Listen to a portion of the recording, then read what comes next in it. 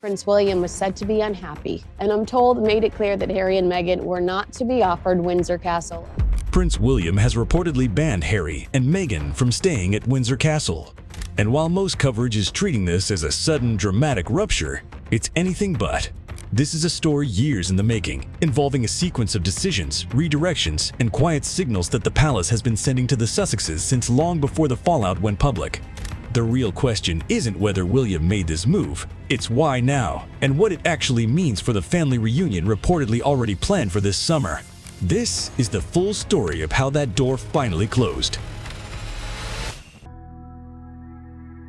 The moment this story actually starts is not in 2023 with the eviction notice. It starts in 2018, behind a closed door, with a request that Harry and Meghan apparently believed was entirely reasonable. As the couple prepared for their May wedding, they asked whether living quarters inside Windsor Castle itself could be made available after the marriage. Not Frogmore or a cottage on the grounds, the castle. And Queen Elizabeth, according to reports in the Times and OK, found that idea quietly but completely inappropriate. She politely but firmly said no. Why does that matter today? Because it tells you something the public largely missed at the time. Windsor Castle residency was never on the table for the Sussexes, not before the controversies, rift with William, and not before any of it. The Queen herself drew that line first. Her alternative was genuinely generous, Frogmore Cottage on the Windsor estate grounds, offered as a wedding present. That sounds like a gift. But sources suggest Harry and Meghan experienced it as a redirection, a settlement rather than a welcome. That distinction mattered then, it matters more now, because what William reportedly did in 2024 isn't a new policy. It's the same closed door, relocked from the inside by a different hand. The question is, what happened between that original refusal and this one, and what the Queen's wedding present actually cost?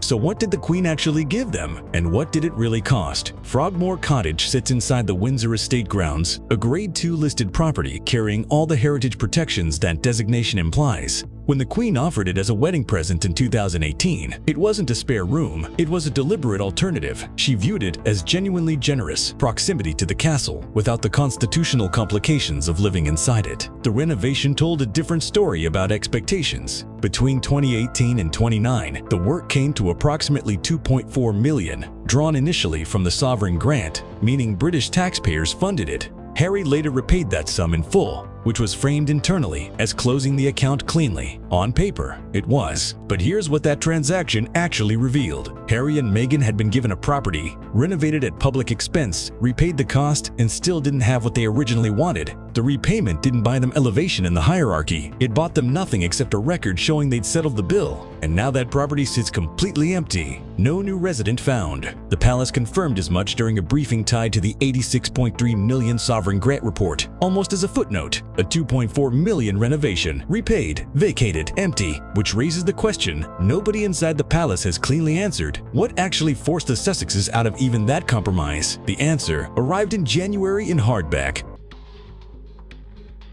January 2023. Harry's memoir, Spare hit shelves and detonated. Not across the royal family generally, specifically across William. The passages targeting the Prince of Wales were, in the words of one commentator, not venting. They were surgical. The physical altercation in the kitchen, the characterization of William as trapped, rageful, complicit, named, dated, described in granular detail that left no room for plausible denial. And here is what actually happened next. Days after Spare launched, Arkwell released a statement confirming that the Duke and Duchess of Sussex had been formally requested to vacate Frogmore Cottage. The palace didn't call it punishment. Nobody used that word. But the sequence is impossible to misread. Sources suggest the eviction request had been quietly prepared before the book even published. The memoir simply confirmed what the palace had already decided. The relationship had crossed a point of no return. Now, why does the timing matter so precisely? Because it collapses the charitable interpretation. This was not a routine property reassignment. The cottage had been sitting there, available, occupied by their possessions, a physical anchor keeping them tethered to the Windsor estate. Spare removed any internal argument for preserving that anchor. Harry had turned private royal grievance into global commerce. William, by every account, viewed that specifically as a betrayal that made continued Sussex proximity to Windsor personally untenable.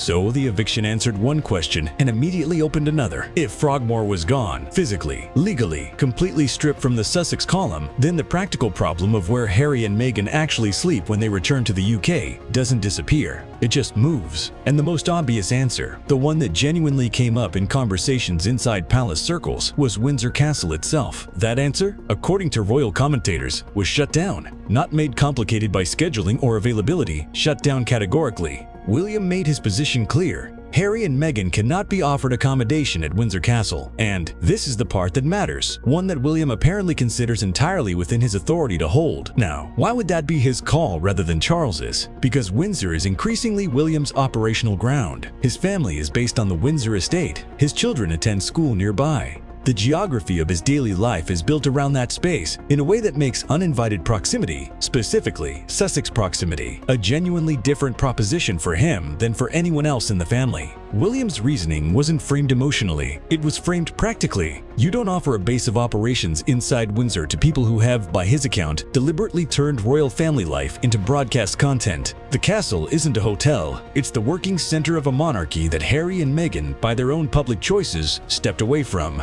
But here's the layer that royal commentators say makes this more than a housing dispute. William isn't just protecting geography. He's establishing precedent, because once you confirm that Windsor accommodation is categorically unavailable, you're also confirming that there is no soft re-entry point, no quiet back door through which the Sussexes can gradually reinsert themselves into the physical fabric of royal life. The line isn't just about a bedroom, it's about what access to Windsor would have signaled to everyone watching, inside the family, inside the institution, and outside it. And yet, with that line drawn, something genuinely strange happened. Frogmore sat empty. No new resident and reassignment, just a locked Grade 2 listed property generating questions no one inside the palace was rushing to answer. Now, here is where the story gets genuinely uncomfortable for everyone involved. Frogmore, a palace official, confirmed it directly to reporters during the $86.3 million sovereign grant financial briefing, the kind of dry, numbers-focused session where nobody expects a detail like that to land with any force. But it did. The timing was not accidental. You don't confirm an unoccupied Grade 2 listed property during a public finances briefing, unless someone has decided the information should be on the record, and the question it raises is one the palace has been deliberately avoiding. If Frogmore needed to be vacated for operational reasons, why does it remain empty more than a year later? Why has no new resident been found? If the eviction was practical, the cottage should be filled. The fact that it isn't suggests something else entirely, that the removal was punitive first and logistical. Never. Nothing officially confirms that reading, but nothing officially contradicts it either. Sources close to the palace say the emptiness is its own kind of message. A locked cottage on Windsor grounds with no occupant isn't a housing decision, it's a signal. And the person whose territory surrounds that cottage on every side understands exactly what signal it sends. Which brings us to why William's position on this goes far deeper than a property dispute.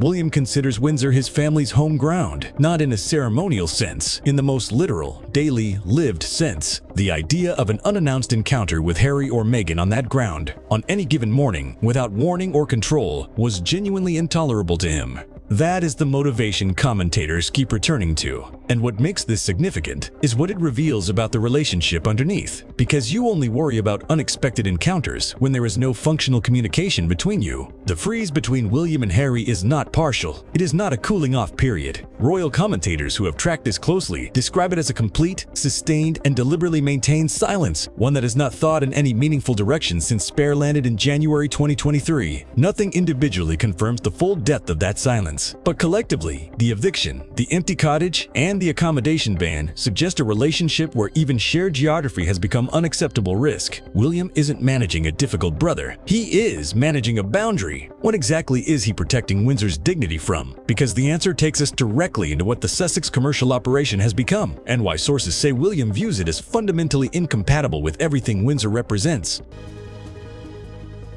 Since stepping back in 2020, Harry and Meghan have built something the palace never fully anticipated, a commercial operation running on royal adjacency. Arkwell, the Netflix deal, reportedly worth in the region of $100 million, the Spotify partnership, which ultimately collapsed but not before generating significant revenue, and most recently, Meghan's appearance on Australian MasterChef, which sources describe as being framed with a quasi-royal warmth, the kind of soft-focused relatability that trades deliberately on her former title without ever technically invoking it. None of it is illegal. Nothing individually crosses a formal line, but collectively, William views the entire Sussex commercial architecture as something that feeds on royal identity while systematically undermining royal credibility. There's a phrase that has circulated among commentators close to the palace, the misery machine, the idea being that the Sussex operation requires ongoing royal conflict to generate product. Reconciliation, genuinely, would be bad for business. And that is precisely why allowing Harry and Meghan to stay inside Windsor's geography feels to William like lending the castle walls to a competitor who has spent 4 years monetizing grievances against the institution those walls represent. This isn't sentiment. William has framed this as an institutional calculation. Windsor is the Crown's home ground. It is not a backdrop available for the next content cycle. But here's what makes this more complicated than a commercial dispute, because the tension between William and Harry doesn't stop at branding or accommodation. It runs directly into something far more personal and far more symbolic. And what makes this fault line so dangerous is that Diana isn't just personal history between two brothers. She is public property. She is the most documented wound in modern royal history, and that how her memory is managed has become one of the most quietly contested battlegrounds inside the palace right now. Here is what sources are reporting. When preliminary discussions began around the formal tributes marking the anniversary of Diana's death, Meghan was reportedly not included in any of the planning conversations. Not sidelined quietly, deliberately excluded. The decision about who participates in Diana memorial events at any official level now runs through William completely, and his position is that Meghan has no standing in that space. Now, you might ask, what standing would she even claim? And that is actually the precise point, because Meghan has, on multiple occasions, publicly invoked Diana. The engagement interview, the wedding, the Oprah conversation, the Netflix documentary. Diana's image and legacy have appeared consistently in Sussex-produced content. Sources suggest William views this as something genuinely calculated, an appropriation of his mother's story to furnish the Sussex brand with emotional credibility it couldn't otherwise generate. And that brings us to the one thread that still technically connects both brothers in any official capacity, the Diana Award, the charity established in Diana's memory, which both William and Harry remain joint patrons of. It is, by most accounts, the last shared institutional space they occupy together. That shared patronage has become increasingly uncomfortable to maintain, not symbolically, but operationally, because it requires a coordinated position that two men who are reportedly not speaking cannot easily sustain. The Diana Award's 30th anniversary milestone is approaching. Sources hint that a formal internal conversation about the patronage itself is now unavoidable. And here is where the Windsor ban connects directly to this. The accommodation dispute, the Diana exclusion, the patronage tension, these are not separate conflicts. They are the same withdrawal, happening across multiple fronts simultaneously, one door at a time, which raises the question every observer is now asking. With every shared space closing, is there any road back at all?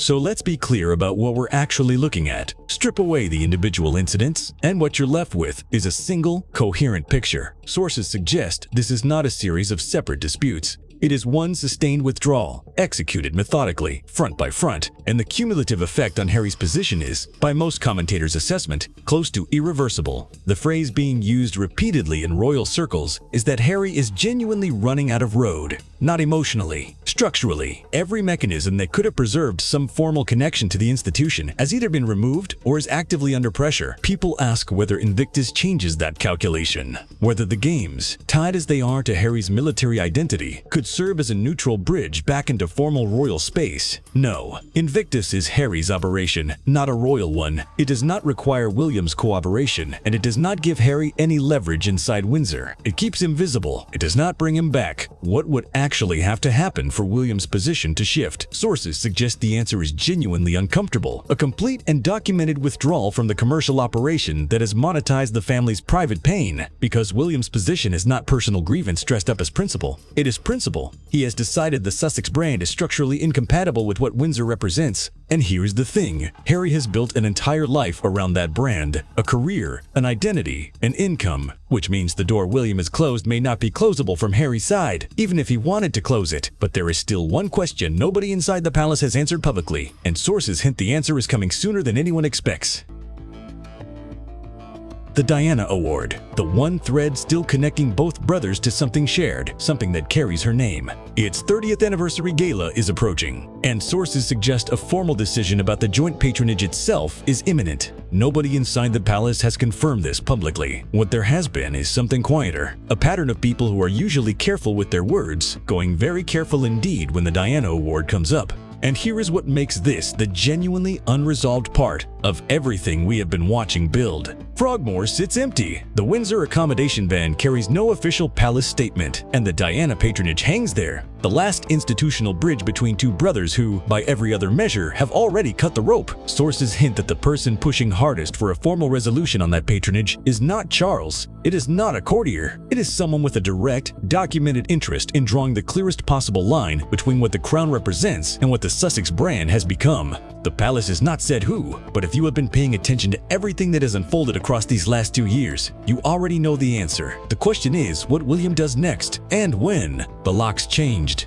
William wins this round. Harry loses his last foothold on British soil, but Charles's open invitation for July keeps the door ajar, and William can't control that. This was never about a cottage. One question remains: who actually holds the keys to this family's future?